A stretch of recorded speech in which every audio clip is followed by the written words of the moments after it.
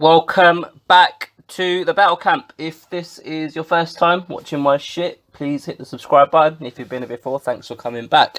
So, Dana White has just had a sit-down interview with the lovely Megan O'Leary. I'll put a link to the interview in the description below. And he's just announced that the UFC have extended the deal with ESPN. And not just that, ESPN Plus is now the exclusive provider for pay-per-view events in the US for residents, for homes. So not for bars and restaurants, but just for people that want to order a pay-per-view in the comfort of their own home. So what does this mean? I'm not American, as you can probably tell by my accent, but I'm assuming the way you guys ordered pay-per-views before was via your satellite or cable provider, the same way we do here via Sky Sports or BT Sports by the box office channels that they have, or ITV box office. And I'm assuming that was the same thing you guys done in the States. From the next UFC, which I think is UFC 236, I believe, if I'm not mistaken, that's all going to change for Americans. They're going to have to, I assume, have a subscription to ESPN Plus, and then they'd have to order the pay-per-view via the app. So over here, I've got an app called Fight, and I've never really ordered anything from. Actually, no, I'm lying. I'm not sure I should admit this, but I ordered the Chuck Liddell Tito Ortiz pay-per-view via that app a few months ago. So I assume it's gonna be this. Why am I fucking telling you? I feel like it's a dirty little secret that I shouldn't tell people that I paid to watch that fight. But I did. Yeah, so you guys are gonna have to do the same thing in the States. I think personally the reason they're doing this is obviously they Dana White was over the moon with the partnership that they had with ESPN, but I think this would actually bring the costs down. The reason I say this is because when I make a lot of boxing videos as well, so if you haven't seen those, click on those as well once you watch this one. Just kind of understanding how the pay-per-view model worked for the Deontay Wilder Tyson Fury fight. From what I understood, the fight was on Showtime pay-per-view, but the cable and satellite providers that distributed the box office or the pay-per-view events in the States take a large percentage of the revenue that is earned for the pay-per-views. So I think this is a way of completely getting rid of those costs and having that one base, ESPN Plus, and just using that as the platform. So that cuts out all of the different satellite and cable providers that there are in the States. So I'm just looking at an article on MMA Junkie, and it says here it mentioned, so new ESPN Plus subscribers will be able to purchase a year-long subscription for $79.99 that includes one pay-per-view event. Current ESPN Plus subscribers will be able to purchase pay-per-views for $59.99, so that's $60.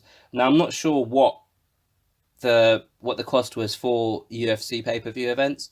Now I know boxing ones are usually $79 in the States, so I don't know whether that's the same price for UFC pay-per-views, or if the UFC pay-per-views are just $60 in the States anyway, if that makes sense. So I don't know what the prices are for UFC pay-per-views in the States, so maybe someone could let me know in the comments.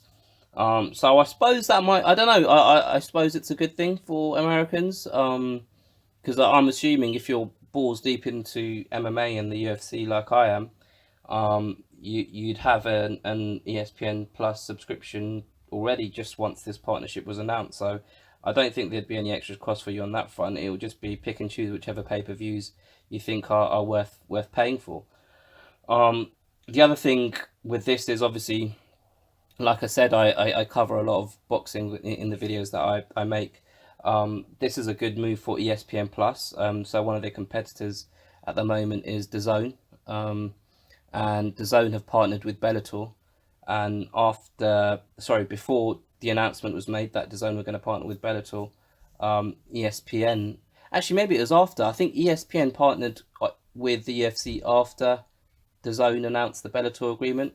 But either way, ESPN Plus have the superior MMA content with partnering with the UFC compared to DAZN, and obviously they both got their boxing content as well. So there's a good little kind of arms race going on between ESPN Plus and DAZN in terms of the combat sport that they're broadcasting on their apps. I don't know much about ESPN Plus because it's not something that we get here in the UK, or it's not available to us. So I don't really know what other sports are on there and what other content is on there. But for me personally, as a sports fan, I think it seems like it's a good deal. The other thing that Dana White mentioned in this interview that I met with Megan O'Leary is he signed on to stay as the head or the CEO or whatever the fuck his title is, the president of the UFC for another 7 years. So what we now, 2019. So he's here for a minimum of another 7 years. So that takes us up to 2026. So for all the people, myself included, that thought that Dana White was going to be here for, I think when UFC got taken over by WMG, IMG, whatever the fuck they called, I think he was meant to stay for another 2 years or something like that. And everyone thought he'd do that and then just kind of ride off into the sunset, and he hasn't. He's here for another 7 years. So make of that what you will, whether you think it's good or bad for the brand of UFC. I don't know. I'm not even on the fence on that. I think he does a lot of things that fucking could be done differently, but then again, I'm not in that position. So who's to say whether he's doing best for his brand and his organization? I just think the fighters can be treated a little bit differently to what they are being treated at the moment. But yeah, that's just my opinion. So big news for the UFC. A lot of changes here in terms of user habits, how people consume pay-per-views. I'm assuming there might be some teething problems in the beginning. People that don't have apps and don't use things like Netflix and don't watch stuff on their phone, etc.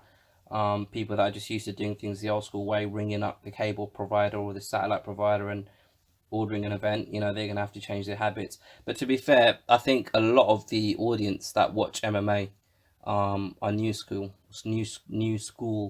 and I don't think this will affect the core audience of MMA much.